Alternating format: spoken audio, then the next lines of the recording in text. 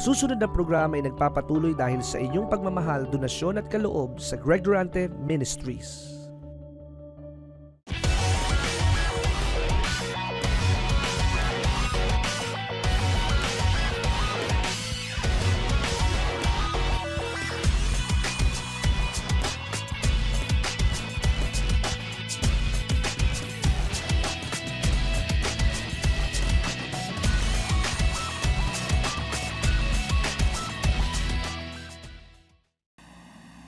At ipinakita ng Diyos ng kanyang mga anak kahit na sa paglalakbay nila sa kagubatan at disyerto at pagtawid sa dagat at ilog, sila ang pinakamalusog na lahi.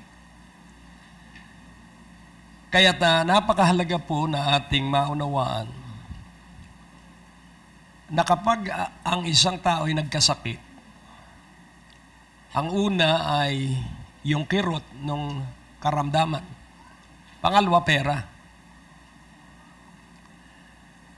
At kadalasan kaya nagkakasakit ang tao dahil siya ay may insurance. Ano po ang insurance? Paghahanda sa pagkakasakit. Ang wag mong pawawalan ay yung libingan mo. Yan, i-advance mo ang pagbili dahil lahat tayo mamamatay. Pero pwedeng hindi tayo magkasakit. Tingnan mo ang iyong katabi, sabihin mo, pwedeng tayo mabuhay na malusog hanggang sa tayo'y mamatay. Eh po ba'y naniniwala? Ito ay hindi natin napupuna, pero lagi tayong meron tinatawag na kung sakaling maghirap. Meron tayong laging nakahanda dun sa panahon ng paghihirap. Ay mangyayari nga yung paghihirap. Bakit? Dahil pinaghandaan. Kaya kailangan paghandaan natin ay ang pagbabalik ng Panginoon. Kailangang tiyakin natin dahil mangyayari yun na makakasama tayo sa Kanya sa ulap. Kaya lahat ng may sakit at may masamang pakiramdam, tumayo lang sa inyong kinauupuan.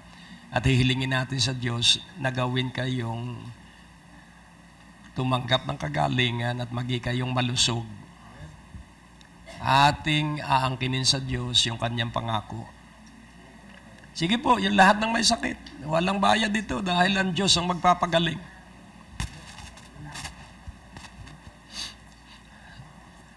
Pag nagkaroon ka ng karanasan sa himala ng Diyos, ikaw po'y magiging maalab.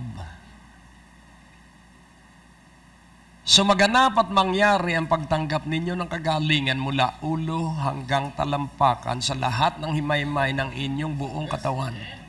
Sa pangalan ni Jesus at batay sa salita ng Diyos, mawala ang lahat ng sanhi, malusaw ang lahat ng ugat ng sakit at karamdaman, at mawala ito at hindi na bumalik ang mga simptomas ng anumang uri ng sakit at karamdaman at tanggapin ninyo ang lubusang kagalingan sa makapangyarihang pangalan ni Jesus.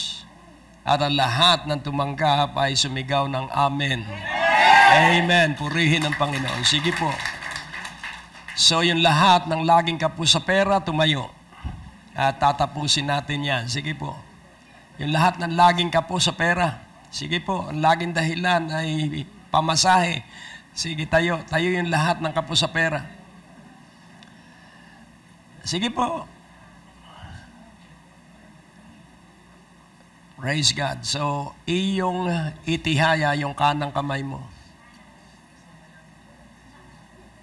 Iniuutos ko ang kakaibang kakayahan na walang katulad.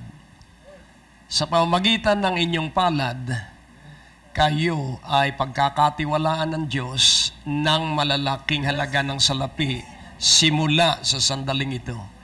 Maganap at mangyari na umagos at dumaloy sa inyo ang kasaganaan sa inyong pananalapi. Ngayon din, sa pangalan ni Jesus. Amen. Hallelujah. Purihin ang Panginoon. At lahat ng may suliranin sa kanyang pamilya, wag na kayong tumayo dahil baka kayo ay mahiya. So, maghawak-hawak kamay kayo and I will speak for the unity of each family in this congregation this morning. O Diyos na pinanggagalingan ng lahat ng pamilya, Ikaw ang aming Ama at kami ay iyong hinirang para maging iyong anak.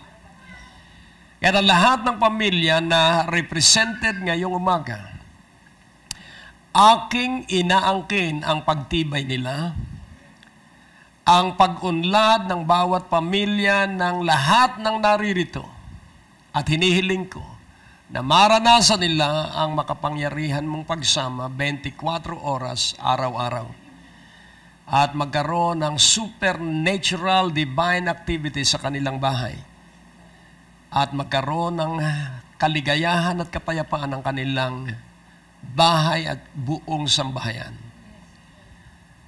Bilang iyong lingkod, ginagawad ko ang kaunlaran sa pangalan ni Jesus sa kanilang pamilya. Amen. Amen. Hallelujah. Purihin ang Panginoon. Kaya tayo na po sa mensahe at kailangan inyo pong malaman, kayo po ba ay anak ng Diyos? Tatanungin ko kayo, kayo ba ay anak ng Diyos? Yung mga anak ng Diyos ay iwagayway ang mga kamay. Purihin ang Panginoon. So, ang mga anak ng Diyos ay tiyak ang kinabukasan. At ang ilang salita na huwag mo kalilimutan sa iyong bibig, laging banggitin mo, sabihin mo ang unang salita, forever. Pangalawang salita, everlasting. Pangatlong salita, eternal. So, ito'y huwag mong kalilimutan na ang iyong pagiging anak ng Diyos ay magpakailanman. Walang hanggan at walang katapusan. At huwag mo nga akalain bilang anak ng Diyos na ikaw ay hindi daranas ng problema. Laging tandaan mo, ang lahat ng kapahayagan ay nag-uumpisa ay sa problema. Eto, simpleng-simple lang. Nitong nakaraang araw, pag gising ko, ay may mga ipis. Dati na may wala. At alam ko na yung ipis na yun ay taga-kanal. Dahil mahahaba ang paa at mahahaba ang sungay. At ang sabi ko, Panginoon, ba't kaya hindi kaya ng insecticide. Kahit na bugahan mo, ay naglalaro lang siya, tatakbuhan ka. At pag tinapakan mo naman, baka madapa ka pa, medyo mabilis paghilo. Dahil sa insecticide. Kahapon, ulitin kong muli, usually revelation comes from problems. Ang kapahayagan po ay matututunan mo sa pamamagitan ng problema. At nakita ko kagabi kung saan ang kanilang entry point. Doon sa banyo. Doon sa outlet, merong kaunting siwang. Kaya ang ginawa ko, tinapalan ko. Simple lang po ito. Pero this is revelation. From the simplest revelation, it will grow into supernatural revelation. Pagsasanay po yan So wala nang ipis. At ang titulo ng mensahe para maintindihan ninyong mabuti, kayo ay bayan ng Diyos. Sabihin mo, ako ay bayan ng Diyos. At hindi karapat-dapat na ikay maghirap. Daraan ng hirap pero hindi mananatili. Amen? Pag naglalakbay tayo patungong lalawigan, tayo po ay hihinto lang sa mga istasyon, hindi para manatili doon. Pansamantala lang. Kung gutom ay magmerienda. At kung ano man yung dapat na iyong gawin doon sa 15 minutes na stopover. Kaya yung lahat ng pagsubok natin, stopover. Hindi yan ang iyong destinasyon. Kaya yung titulo ay angkop na angkop, Joyful Obedience. Kailangan ang iyo pong paggawa araw-araw, ikaw ay umaapaw sa galak. lalo na pag may problema. Dahil pag ikaw po'y nagalak, ang Diyos po ay magkikigalak sa iyo. Sapagkat ang lakas ay galing sa galak ng Panginoon. The joy of the Lord is my strength. Count it all joy when you experience different fiery trials. Ituring mong kagalakan kapag dumaraan ka ng maaapoy na pagsubok dahil sinusubukan sa iyo ay ang iyong pananalig at hindi ikaw individually. Kaya sa 1 Peter 2:5, napakahalaga po nito. You also as lively stones are built up a spiritual house, an holy priesthood, to offer up spiritual sacrifices acceptable to God by Jesus Christ. So tayo po ay manalangin, banal na Espiritu, ang pagkatuto sa tunay na kahulugan ng bawat salita ay ikaw lamang ang magsisiwalat sa amin, because your duties and function is to bring us to all truths.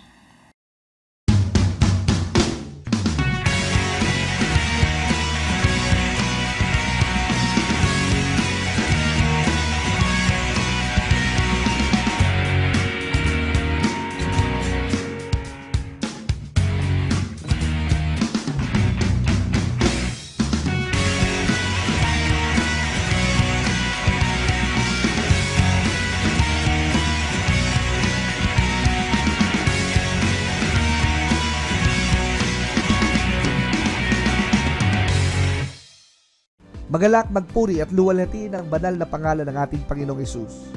Narito na po ang ating 2016 Faith Poster Declaration at maaari po kayong magkaroon ng kopya kung kayo po'y magkakaloob ng 1,000 piso o higit pa o po 1,000 pesos or more. Ang inyong partnership ay esensyal at mahalaga sa pagpapalaganap at pagpapatuloy na maihatid ang mabuting balita. Kayo po'y aming padadalhan ng kopya na ito at merong kasamang kalendaryo na kung saan markado ang bawat Biyernes na kung saan tayo po'y nagtitipon-tipon upang makaranas ng himala at biyaya ng ating Panginoon. Halika na't magmadali, tara na at ipadala ang kaloob na espesyal para sa taong 2016.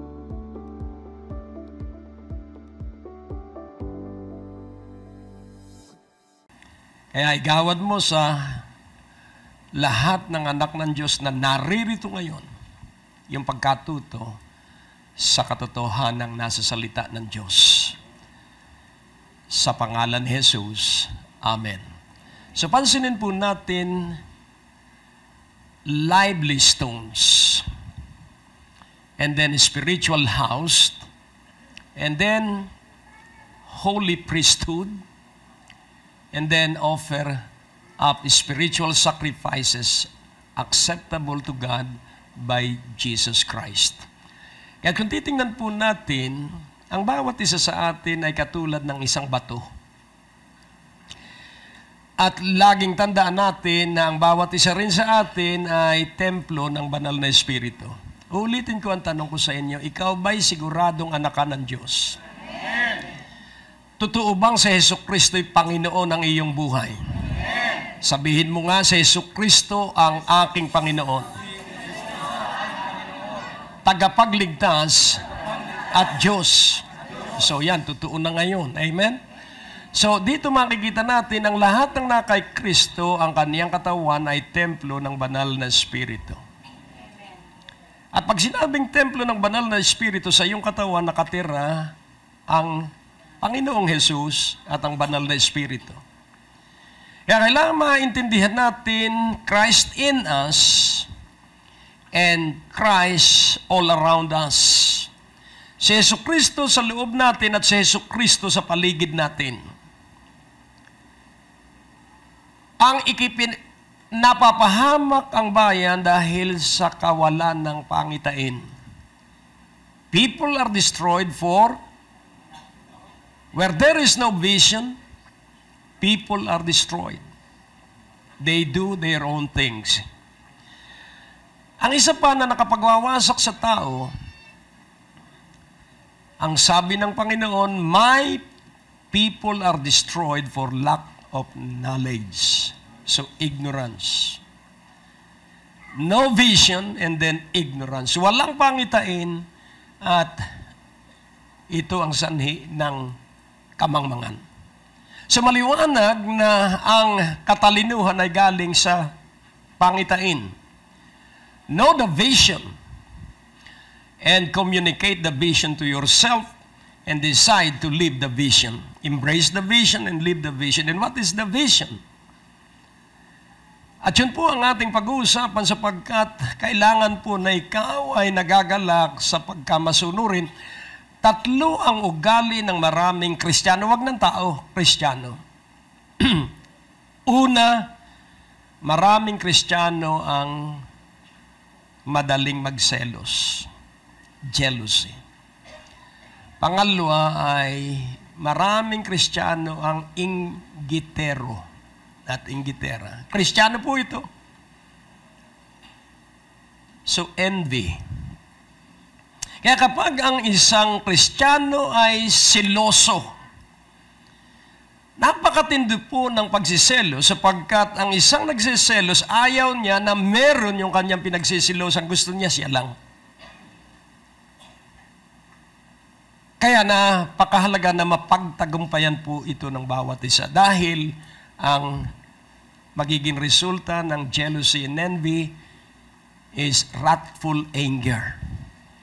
Puot na pagkamagagalitin. Tingnan mo ang iyong katabi dahil yung magagalitin kita sa mukha yan. Pero wag mong sabihin na may natuklasan ka sa kanya.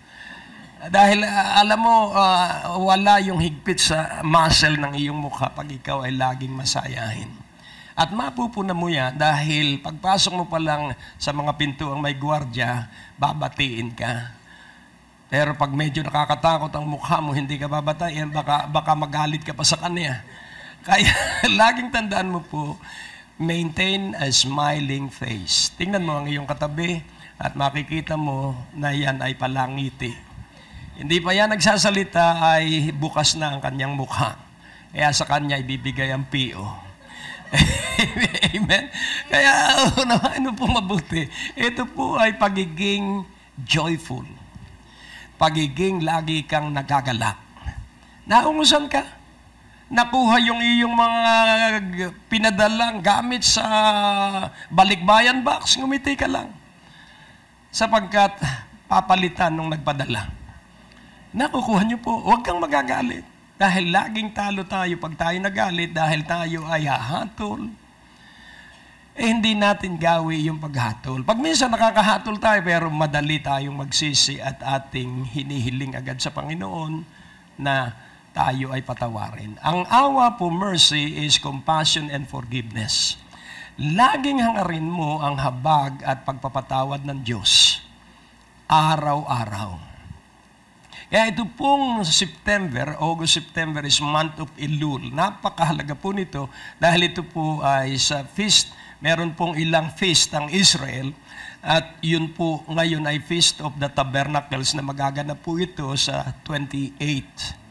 At may malalaki pong mangyayari sa buwang ito kaya huwag kayong a-absent sa September 13.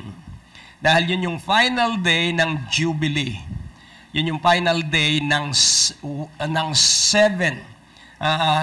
years. At yun po ay Shemitah kung tawagin ng mga Hudyo. At pwedeng may mangyari po sa buong September, kaya kailangan ikaw po ay nakahanda. Yun po. Amen? At kung sa mangyari ang rapture ngayong buwang ito, praise the Lord. Kung hindi, purihin din ng Diyos. Dahil sinabi noong 1964 na magra-rapture. At lumipas ang 1964, hindi nangyari. Naulit noong 1988, hindi rin nangyari. Naulit noong 1995 o 96, hindi rin nangyari. At ngayon, yun ang pinagkakaabalahan ng marami. Subalit, hindi po tayo mangmang. Nalalaman natin na kailangan magpatuloy tayo. Your provision, alam niyo ba kung nasaan ang iyong pera? Alam mo ba kung nasaan ang lahat ng provision at supply ng iyong buong buhay? Oh, na kay Lord. Oh, tama, na kay Lord. Pero ang layo ni Lord.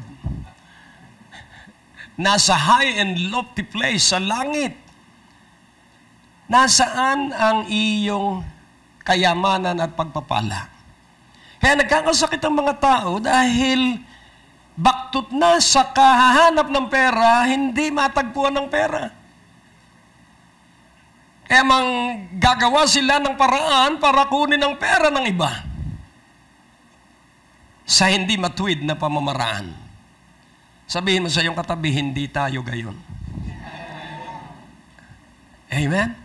So nais ko pong ipaunawa sa bawat isa that your provision is in your talent. And your talent is aligned to your assignment. Ulitin ko po. Ang iyo pong probisyon ay nasa talentong inilagay sa iyo ng Diyos at yung talento mo ay nakaugnay dun sa assignment mo sa ibabaw ng lupa. So ano ang assignment ko? Mangaral ng mangaral, ng mangaral ng mangaral. As long as ginagawa ko yung pangangaral, ayos ang lahat. Everything will be falling into line. Ano ba ang assignment mo?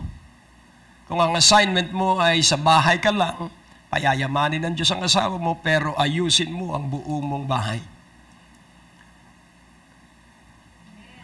That is your assignment. Kaya napakahalaga po na ating unawaing mabuti, bawat isa sa atin ay buhay na bato. Ang sabi ng Diyos kay Elijah, kumuha ka ng 12 precious stones. At mula doon sa 12, magtayo ka ng templo.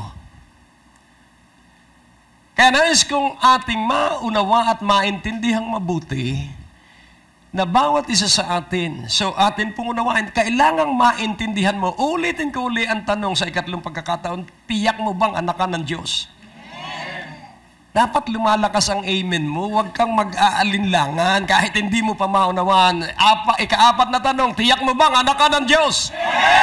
Ayan, so hindi kailangang alam na alam mo na, basta mag-amen ka lang. Sapagkat doon dadaloy ang probisyon ng karunungan. Kaya nga po ating unawain. Sa first, pakikita ko po sa inyo, pero ito, lively stones, spiritual house, holy priesthood, spiritual sacrifice, says.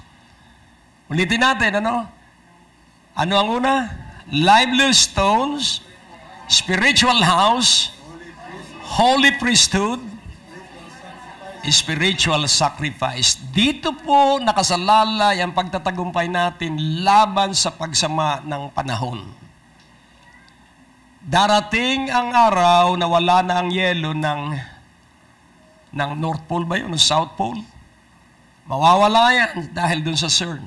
Kaya nilang ayusin at baguhin ang daigdig. Bakit ipinahintulot ng Diyos? Dahil po kailangang ang huling panahon ay apoy ang tutupok sa buong lupa. Kaya kailangan na magsimula ang maigting na El Nino. Hello. At sasabihin ng ibang mga mangmang, bakit ganun ang Diyos? Kaya susumpay nila ang Diyos, ba't hindi mo dinirinig ang panalangin ko? Bakit walang tubig sa aming lugar?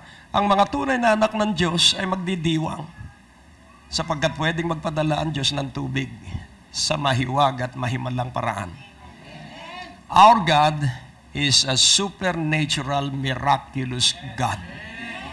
Nakukuha niyo po. Kaya kailangan tayo mabuhay sa pagtitiwala ng lubusan sa Kanya. Kaya kung titingnan po natin, kailangan alam mo ang iyong kinatatayuan. Joyful obedience. If you be willing in obedience, you shall partake the best of the land. Kailan umunlad si Isaac? Nung panahon ng taggutom. Nung panahon ng tagtuyot. Ang sabi ng Diyos, huwag kang alis. Diyan kita pa yayamanin. Sa lugar na walang tubig at bitak ang lupa. At lahat ng mga Pilisteo, lahat ng tao bumibili ng pagkain ay sa halamanan ni Isaac.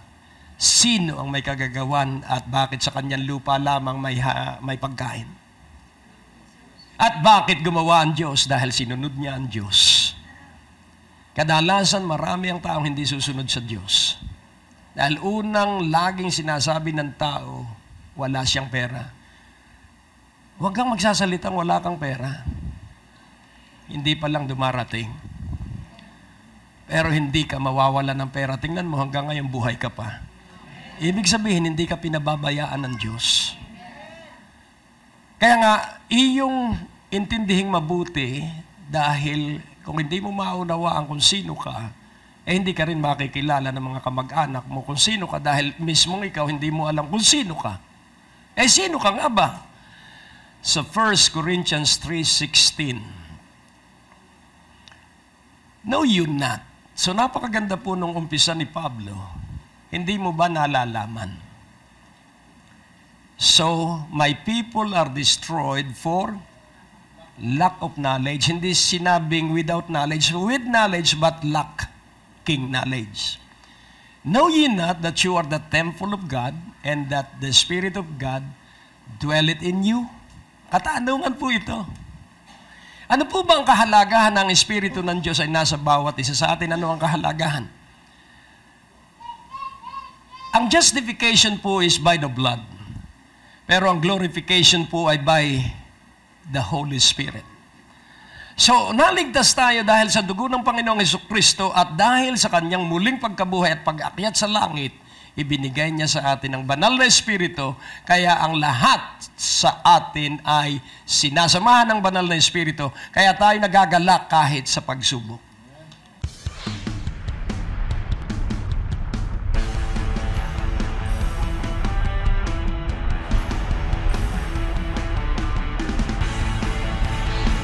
Kung ang aalisin mo yung takot, Jesus is Jehovah. You have the power to decree. Ikaw ba'y naniniwala ngayong gabi na walang pag-aalinlangan na ikay tatanggap ng kagalingan ng ibang uri ng sakit o karamdaman yan?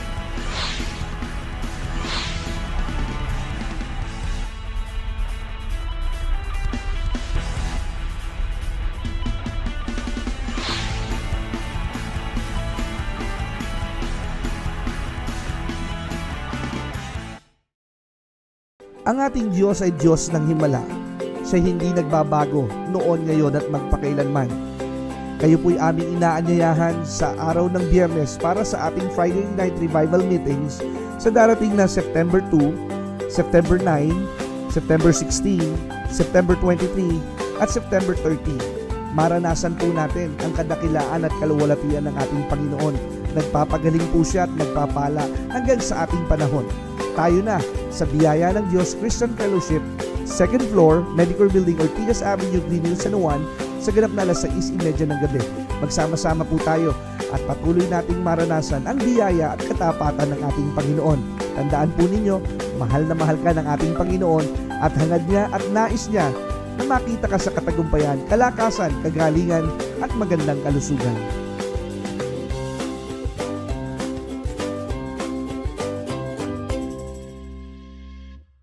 Why? Because the Spirit of God dwelleth in us.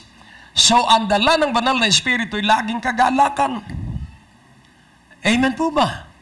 So, ating unawain, kailangang maunawaan mo kung ano yung kaganap at kabuuan na ang Espiritu ng Diyos ay nakatira sa iyo. Yung word na dwelleth, ang ibig sabihin, hindi yung maalis sa iyo ang banal na Espiritu kahit ikaw ay naiinggit for a while. Ang banal na Espiritu yung nasa iyo, napipighati lang. Kailanman na hindi tayo iiwan ng banal na Espiritu. Kaya ang gagawin agad natin, Panginoon, patawad po. So, hingi ka agad ng pagpapatawad at muling lalaya ang banal na Espiritu na nasa iyo. Dahil ikaw ay templo ng banal na Espiritu. Sabihin mo sa iyong katabi, ikaw ay templo ng banal na Espiritu. Sa verse 17, if any man defile the temple of God, him shall God destroy. For the temple of God is holy, which temple ye are. So pansinin po natin, ibalik natin sa 16 para maunawaan natin ito. Know you not that you are the temple of God? Then sa verse 17, if any man defile the temple of God. So, ano ang templo sa iyo? Ang iyong katawan, ang aking katawan. So, my physical body is the temple of God. Kaya yung sinful nature ay patay. Dahil ang banal na espiritu ang naghahari sa atin. Kaya, huwag mong dudumihan ang iyong katawan. Hello? Huwag kang pupunta sa inuman. Huwag mong dadalhin ang iyong katawan kung saan may kalaswaan. That is defiling your body. Huwag kang manunood ng pornographic movie. That is defiling your body. Huwag kang makikichismis. Ganun ba yung pangatlong bahay sa tabi natin? Alam mo ang chismis, ang narinig lang ay 1 inch, paglipat sa kabilang tenga ay 1 dangkal na. Nadadagdagan dahil ang tao po magaling na mangangatha. Matulain po ang mga tao, lalo na sa mga bagay na hindi niya alam. Pero tayo po ay matalino. Sabihin mo, ako ay matalino. Amen? Sapagkat alam ko na ang katawan ko ang templo. So ano ang templo ng Diyos sa iyong pagkatao? Ang iyong katawan. At si Jesucristo ay nakatira, saan nakatira?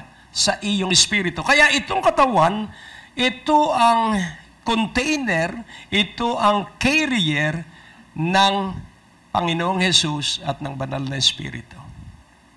Si Jesucristo na nasa ating espiritu at ang ating espiritu nasa pagitan ng tiyan at ng sikmura. Nandito ang ating espiritu. At ang ating kaluluwa ay nandito sa paligid ng ating ulo. At narito ang banal na espiritu. The Holy Spirit is influencing our mind, our intellect, our will to decide. Kaya, unawain mong mabuti, ang iyong pagunlad ay nasa pagsasabuhay na ikaw, ang katawan mo'y templo ng banal na espiritu. Inulit sa 1 Corinthians 6:19. Basta inulit sa Biblia mahalaga. So, pagkatapos po ng ilang chapters mula chapter 3, 4, 5, 2, sa 3, what? Medyo galit na si Pablo. Know ye not that your body is the temple of the Holy Ghost, which is in you, which you have of God, and you are not your own? Purihin ng Diyos. Ulitin ko sa 6 na tanong, naniniwala ka bang anak ka ng Diyos? Amen. Kung gayon na ikay anak ng Diyos, hindi ikaw ang may-ari sa iyo. Amen. You are not your own. Kaya you cannot plan outside of the plan of God. Hindi ka pwedeng magplano ng labas sa plano ng Diyos. Kaya maraming hibang na mga Kristiyano because they plan based on their feeling. They plan based on their experiences. You cannot build doctrines in experience. Do not attempt. Hindi ka po makapagbubuo ng saligang aral sa pamamagitan ng karanasan dahil ang karanasan ay hindi na nauulit yan. Amen po ba? Kaya nga ipagdiriwang mo pa, akala mo yung asawa mo hindi siya dapat na napangasawa mo. Sino? Kung ang napangasawa mo ay yung first love mo na 3 ulit nang nabalo, isa ka sana doon sa namatay. Nakukuha niyo po. Marunong ang Diyos. Kaya ang asawa mo, ang tamang asawa mo, mahalin mo na siya mula ngayon. Amen. Hello? Kaya, wag ka ng pintas ng pintas. Dahil kung anong kapintasan ng asawa mo, ay kapintasan mo rin because you are the alter ego of your spouse. Amen? Kaya kung pinipintasan mo ang asawa mong babae, dahil ikaw ang may kapintas at hindi mo pagandahin yung iyong asawa, pinagdadamutan mo pa ng pera. Palakpakan natin ang Diyos. Amen? Kaya kung ibig mo na hindi magkulang ang supply ng Diyos, darating po yung pagbabalik ng Panginoon. Pero ang kanyang dadagitin ay yung masasaya. Hindi siya dadagit ng duwag, hindi siya dadagit ng malulungkutin. Ang dadagitin niya yung masasaya. Amen. Amen. First, we are militant church. Second, we are triumphant church. Then the church that will be raptured is the glorious church. And who is the glorious church? Si Jesucristo ang kanilang hari. At ang banal na Espiritu ang kanilang tagapagturo. Oh! Kaya dito tumagal si Pablo sa Korinto dahil matitigas ang ulo ng mga Kristiyano sa Korinto. Salamat at kayo ay basag na. Know you not that your body is the temple of the Holy Ghost, which is in you, which you have of God, and you are not your own. Kailangang pagtiwalaan mo na ang may-ari sa iyo ay ang Diyos. Kaya mula nung maunawaan ko ito, hindi ko na pinoproblema ang problema, sapagkat alam kong bibigyan ako ng Diyos ng kalutasan sa bawat problema. At tutustusan ako ng Diyos sa bawat kakapusan na aking daraanan. At magkakaroon ako ng karanasan sa kadakilaan ng Diyos, sa katapatan ng Diyos. At mapapayuhan ko ang mga taong dumaraan doon sa pinagdaanan ko na tapat ang Diyos at hindi kapababayaan. Amen. Hallelujah. So ngayon, kapag may tao, make your tormentor your asset. Gawin mo na yung tumutuligsa sa iyo ay iyong puhunan. Huwag kang magagalit doon sa tumutuligsa sa iyo because the tormentors, your personal tormentors will bring out the best from you of which you know nothing about. Sino ba ang tormentor? Yung laging galit sa iyo?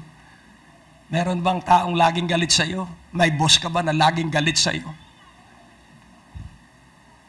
May nag-text at ang sabi niya, Pastor, i-pray mo nga 2 days ago. I-pray mo nga ako dahil basta komisyon ay ako pinahihirap at binumura pa ako at galit na galit. Pwede bang i-pray mo ako? At ang sabi ko sa prayer, Panginoon, ginagapos ko ang isipan nung may hawak ng kanyang cheque. Na hindi siya magsasalita at ang mukha niya ay nakangiti paglapit nitong kapatid na ito. Nag-text kagabi at sabi, kamangha-mangha, Pastor, dahil hindi nagsalita, kusang ibinigay yung komisyon ko at yung mukha maaliwalas. Why? Because I declared it. Do you know that you can declare and dictate on circumstances?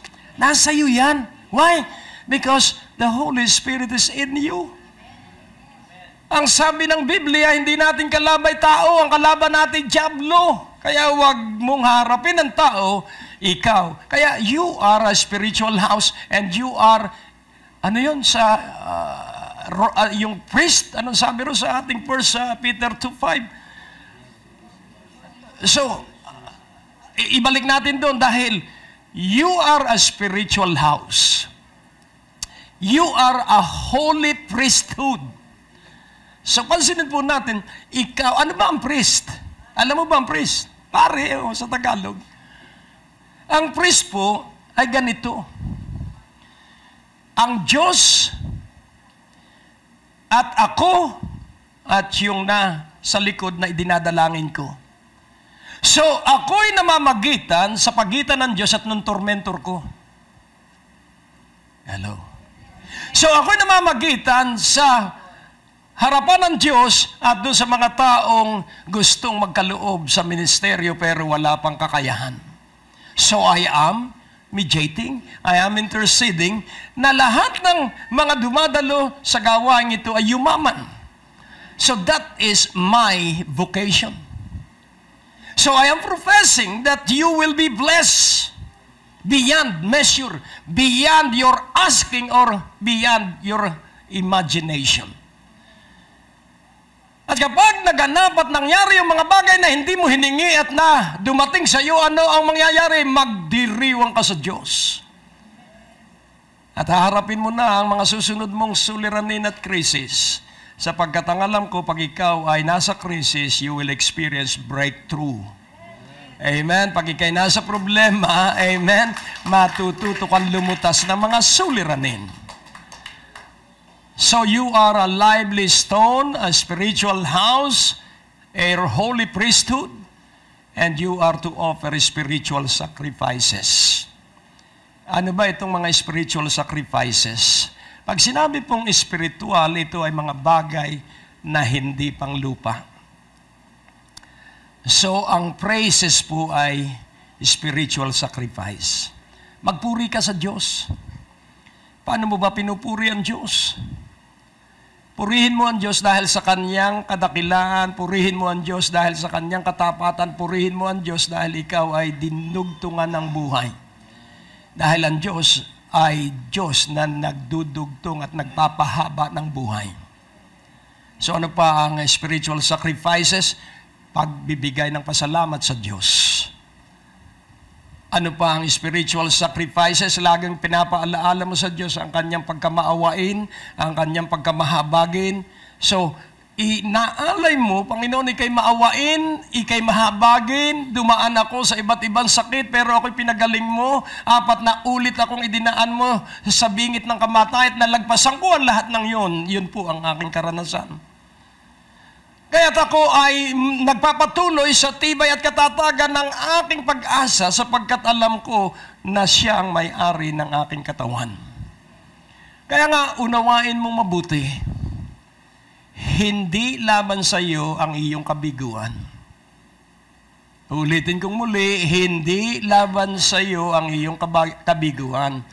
Inilalantad lang sa iyo ng Diyos ang mga bagay na hindi mo alam. So God is exposing things that you know nothing about through those crises, problems that might arise sometime in your life. Kaya nga po ating unawaing mabuti. Napakapalad mo dahil ikaw ay pinagkakaabalahan ng buong langit at gusto ng buong langit na ikaw ay iangat. Kaya kung meron mang mga taong pasaway, huwag mong aawayin. Dahil sa Proverbs 16 verse 4, kailangan alam mo ang salita ng Diyos. At ang sabi po dito sa Proverbs 16 verse 4, napakahalaga po na ating maunawaan. So the Lord hath made all things. So bago ko ulitin, uulitin ko, the Lord hath made all things for Himself. Yea, even the wicked for the day of evil. So, dito po'y makikita natin na lahat ng mga bagay na nilikha ng Diyos ay para kanino? Para sa Kanya. So, ako ay para sa Diyos. Ang bawat isa sa atin ay para sa Diyos. Kaya kung meron mang masama na ikaw ay makakatagpo, yung masamang yun ay para sa layunin ng Diyos. Hello? Ulitin kong muli, kaya may mga taong ginagalit ka araw-araw at gabi-gabi dahil ikaw ay magagalitin. Hello? Kaya kailangan harapin mo, hindi yung taong nagbibigay ng galit sa iyo, harapin mo yung iyong sarili, sabihin mo, Diyos ko, ako'y magagalitin pa rin. Ibig ko pong mawala sa aking sistema ng pagkatao ang pagkamagagalitin at bugnutin. Problems will give you revelation. Amen po ba? Kaya nga kung uunawain mo, bakit laging sumasakit ang sikmura mo? Dahil ang hilig mo sa maaanghang kahit wala pang laman ang iyong tiyan. Hello? Nakukuha niyo po, ay sino ang may kagagawan? Laging tandaan mo po, tayo po ang kasali sa anumang mangyayari sa ating katawan. Tapos sasabihin, lumalabo ang mata. Ay, paano lagi nakatutok sa telebisyon, ang lapit pa. At pag sa tablet ay talagang, ay lalabo nga ang mata. Kaya nais ko pong ating maintindihan. Put your life in order based on the order that God has set forth. Ilagay mo sa kaayusan, sang-ayon sa kaayusan na itinalaga ng Diyos ang iyong buhay at ikaw ay maiiayos. Anong mamamatay na si Hezekiah, sabi ng Diyos, sabihin mo Isaiah kay King Hezekiah, mamamatay siya ngayong araw na ito. At umiyak siya sa Diyos nang malaman niyang mamamatay na siya. At ang sabi niya, alam niya ang magiging sanhi ng maagang kamatayan.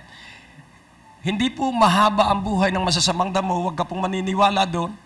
Ang mahaba ang buhay ay yung nag-aayos ng buhay at na ipinakikita itong maayos sa harapan ng Diyos. Aanin mo naman ang mahabang buhay na punta pa rin ng impyerno. Mas maganda na yung maiksi na sigurado mong sa piling ng Diyos ka masasadla. Amen po ba? Kaya kailangan tayo po ay maging matalino. Amen. So, atin pong unawain, bakit yung iba ay napakadalas ng bilis ng pagpapala at ikaw na may napakabagal? Ano ang iyong naiisip? Pag ikay tumingin doon sa iba, hindi naman sila dumadalo ng gawain, hindi naman nila kilala ang Diyos, wala naman silang personal na relasyon sa Diyos. Bakit sila ay maunlad at ikaw naman hindi? Nais ko pong ipaunawa sa bawat isa sa atin. Yun pong paghahanda ay napakahalaga sa Diyos. Dahil kailangan po, dahil napakalaki nung nakahandang pagpapala sa iyo. Kaya kailangan isaayos ka muna para hindi masayang yung pagpapala. Dahil kung hindi ka ayos, uubusin mo lang. Dahil kadalasan, ikaw ay nagugulat. Tingnan mo po, ang lahat ng tumama sa sweepstakes after a year, ito po ay sa pag-aaral, wala na yung tinamaan. Bakit?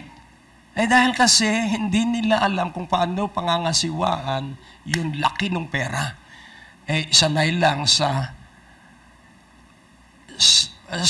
simpleng buhay. Kaya dahil sanay sa simpleng buhay, kaya hindi niya ma-manage ngayon yung malaking buhay. Yan, nais kong ipaunawa, mapalad ka dahil mabagal ang pagdating nung iyong malaking inaasahan, sapagkat pagdating noon, kayang-kaya mo ng pangasiwaan at ito'y magagamit mo at ito ay magiging doble habang iyong ginagamit sapagkat ikaw ay nagpaayos sa Diyos. Sabihin mo sa iyong katabi, paayos ka kapatid sa Diyos. Amen? Kaya ang unang pagsasaayos, kailangan ikaw ay laging nagagala kahit ano ang nangyayari sa iyo. Amen? Because we are a spiritual house. We are living stone, spiritual house, holy priesthood. We are to offer spiritual sacrifices acceptable unto God. Kaya napakahalaga po, ano ang mga pagpapala mo. Ano yung huling pagpapala mong naranasan sa Diyos? Ikaw ba ay maalalahanin doon sa mga kabutihang ginawa sa iyo ng Diyos o makakalimutin? Kailangan naalala mo kahit, lalo na yung maliliit. Sapagkat ang tapat sa maliliit ay pagkakatiwalaan ng malaki. Amen po ba? Nag-uumpisa ang pagiging mapagpasalamat sa Diyos sa maliliit na pagpapala. Nakukuha niyo po. Yung iba ang gusto, Lord, pagpalain mo lang ako ng malaking-malaki at aalam ako sa iyo. Naku, hindi ka aalam kung hihintayin mo yung pagpapala dahil doon sa walang pagpapala, hindi ka maalam, di lalo na sa malaki. Dahil mas mapanganib po ang malaking pagpapala na hindi ka naghanda mula sa maliit. Kaya nga po ating unawain sa pagtatayo ng gusali, ano dapat ang pinakamatibay? Ang tuktok o ang pundasyon? At kung titingnan po natin, katulad po nung galeriya, nagbo-broadcast po ako noon doon sa isang gusali doon, ilang taon po yon na hindi ko nakikita yung ground floor. Ang tagal na hinuhukay. Yun pala ay pinatibay ang pundasyon at pinarami ang basement parking. After mga siguro close to 2 years, lumitaw yung ground floor. Kaya nais ko pong ipaunawa, pagdating ng takda mo, grabe po. Marami ang mararapture dahil doon sa pagpapalang iyong matatanggap. Ikaw ba'y naniniwala na may darating sa iyong malaking pagpapala? Basta pumalakpak ka lang ng pumalakpak, sabi nung, paano mangyayari yan? Ay ako, hindi ko rin alam eh. Hindi ko rin alam kung bakit ako'y nasa kalagayan ko ngayon. Basta ang lagi sa akin, nagagalak ako kahit ano ang mangyari. Nagagalak ako sa pagpapala, nagagalak din ako sa hindi pagpapala. Nagagalak ako kapag ako ay may pera, nagagalak din ako pag wala akong pera. Sapagkat natutunan kong magkaroon ng kasiyahan. So ang bottom line, magkaroon ka ng kasiyahan anuman ang iyong kalagayan. Amen? At ang upper line, be joyful in obedience. Amen po ba? Lagi kang magalak sa pagkamasunurin sa Diyos. At laging ipahayag mo na ang asawa mo ang pinakatapat na asawa at pinaka-attractive na asawa sa iyong buhay. At ito ang hahamunin ko kayo, wala kang titingnan na maganda kundi ang iyong asawa. Kaya pag may nakita kang magandang babae, ang mukha ng asawa mo ang iyong nakikita. Amen. Hallelujah. Ang Diyos po ay napakabuti. Amen. Napakabuti ng Diyos. Mawala ang lahat ng sakit sa bawat katawan. Mula ulo hanggang talampakan sa pangalan ni Jesus. Sa presensya niya maghimala ang Diyos sa inyong buhay ngayong sandaling ito sa makapangyarihang pangalan ni Jesus. Ang kapos ay sumobra ang pagpapala at biyaya.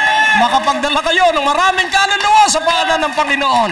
Mangyayari ang patong-patong na pagpapala sa inyong buhay mula ngayon sa pangalan ni Jesus. At dalangin ko na makalimutan na ninyo ang inyong pinagdaan ng paghihirap. At maalala ninyo ay ang kamay ng Diyos at ang dakilang paggawa ng Diyos sa inyo at maintindihan ninyong mabuti ang Diyos ang may pakana, ang Diyos ang gumagawa dahil ang Diyos ang may-ari sa iyo at sa akin. Tayo po ay manalangin, O Diyos aming Ama. Salamat sa kabutihan at kadakilaan mo.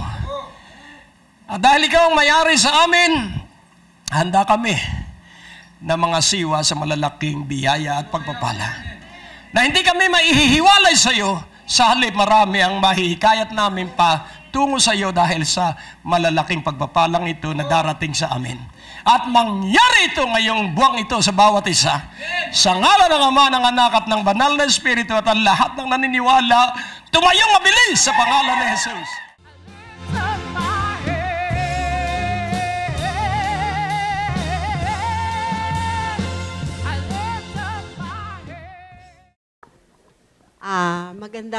Magandang gabi po sa bawat isa, una sa lahat sa ating Panginoon. Ako po si Sister Helen na taga Bacoor, Cavite. Una po sa lahat, pagpunta po talaga namin dito, umano po talaga yung ulan, tumudo. Sa Talaba pa lang po kami, unang sakay pa lang ng bus, nag-aabang pa lang kami. Nagkakatinginan kami ng kapatid ko sa Panginoon. Sabi ko, parang gusto ko nang umatras, pero sabi, wag, pagsubok lang yan. Sabi ko, sige. Pagsakay namin ng bus, tumalsik pa yung tungkod ko. Sabi nung driver, ayan, napapatakbo ka. Napapatakbo ka. Sabi niya, gano'n, lumalakas ka sa ulan. So, ang aking pong papapatotoo ay, si Pastor lagi kong naririnig sa radyo. Inaabagan ko siya sa gabi. Tapos, pagka umaga, binubuksan ko na yung radyo, nakatune na ako sa kanya. Sabi ko, talagang nabibless talaga ako sa mga mensahe niya sa umaga pati sa gabi. Sabi sa akin ng kasama ko, hoy, halika na. Sabi niya, halika, sasahod na tayo. Sabi ko, ano ka ba? 3 months na yung mister ko. Sabi ko, ganyan. Walang trabaho, pinauwi. Ganun ka. Sabi, halika na. Sabi ko, sige, makulit ka. O, i-ano mo to, i-update mo tong bank book ko. Dinala rin niya. In-update yung bank book ko pag uwi.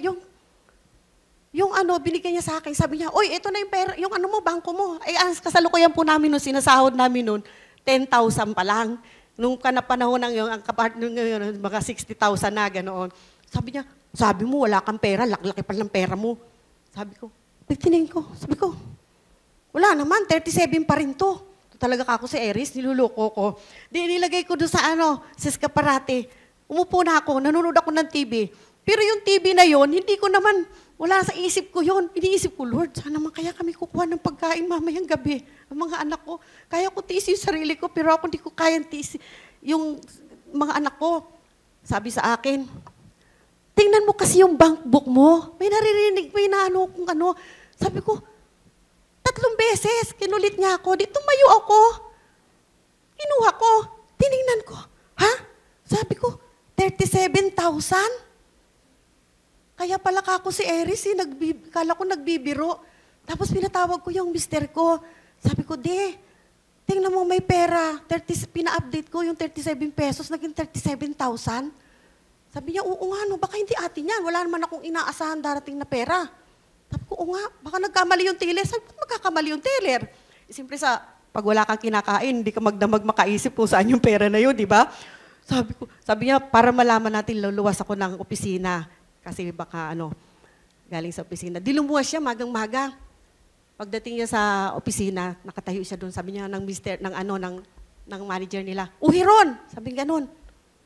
Bakit ngayon ka lang pumunta? Natanggap mo na ba yung pera? Magsinungaling pa yung mister eh. Mister ko sabi niya, hindi. Nagmalaki pa. Tapos sabi niya, ay ganun ba saan galing? Ay sabi niya, niregaluhan ka ng yung bang opisina doon. Yan, niregaluhan daw siya kasi dumaan yung December noon. Umuwi na siya. Pag uwi niya, pag sabi niya, uy, sa atin pala yan. Umiyak na ako. Tumakbo na ako sa banyo kasi ayoko magpakitang umiiyak ako eh. Tumakbo na ako sa banyo. Sabi ko, Lord, napakabuti mo, salamat. Pero Lord, bigyan mo po ako ng wisdom kung paano ko gamitin ang perang to na lumago, na ayoko nang mangutang. Sabi kong ganyan, kasi 1 taon pang ang mister ko na aalis. Alam mo, binigay sa akin ng Lord na wisdom. Pumunta ako ng Baclaran, nakita ko may namimili ng mga t-shirt. Sabi ko, bibili lang ako ng tapete ng sopa ko kasi bago tatahiin ko. Sabi ko, halika kako sa hipag ko, halika. Sabi ko ganun. Tingnan natin kung ano yung pinag-iipon-ipunan. Tapos sabi ko, ang ganda. Sabi ko, magbenta na lang kaya ako ng t-shirt. 5 piso, 1 araw, hulugan. Tapos, buwan-buwan, tapos sila sa 150. Ibibigay ko ng 150, 85 ang Di yun po, nagsimula po ako doon sa ganun. Alam nyo, napakabuti ng Diyos. Ang dami kong customer. Inikot ko yun. Hanggang sa mula doon kilala ako. Mayroong sister, mayroong manang, mayroong Raquel, mayroong kapatid. Kung ano tawag sa akin. Tawag dito. Sabi ng biyenan ko, alam mo, sabi niya, nagugulat ako sa'yo. Kasi 2 seaman ang sinasahuran ko, nangungutang pa ako sa'yo, samantalang ang asawa mo, walang trabaho, yan lang ang trabaho mo, sa'yo pa ako nangungutang, gulang pa yung sweldo na tinatanggap ko sa 2 seaman ko. Sabi sa akin ng biyenan ko. Sabi ko, oo nga, sabi niya, napakabuti ng Diyos mo. Ang natapos na palatuntunan ay nagpapatuloy dahil sa inyong pagmamahal, kaloob at donasyon sa Greg Durante Ministries.